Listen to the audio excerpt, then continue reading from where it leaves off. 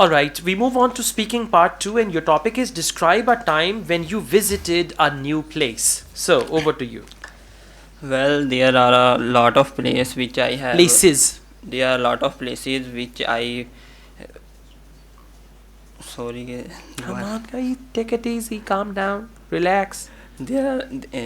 Well, there are a lot of places which I have visited, especially public places and historical places. But here I would like to talk about a new place which had recently opened, and this place is in Gujranwala, and the place name is Gulshan Iqbal Park, and we decided to go on Eid ul Fitr.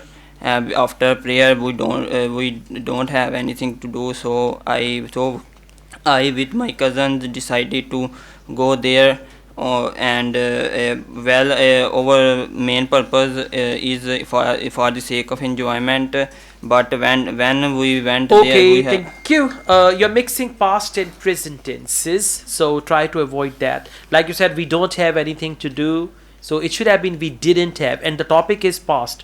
Describe a time you visited a place, and then you mispronounced the word park as parak. So parak is wrong, it should be pronounced as park.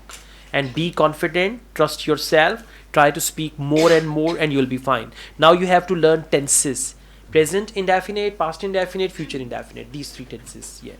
Let's go on. Speaking part 3. What are the differences between old houses and new houses? The new houses, there first of all there are a lot of difference in the coming as the coming in the modern era. The buildings are there's a lot of difference between old buildings and new buildings. The new buildings, mostly it look like there are a lot of glass which is designed in new buildings, and the old buildings are related to the history. And Okay, so mainly your sentence structure is weak. That is why whatever you speak, it's not very clear as it should be. So focus your tenses: active voice, passive voice, three present, past, future tenses, then present perfect and present perfect continuous. Unless you improve your tenses, your grammar, your answers will not be proper. Okay, thank you.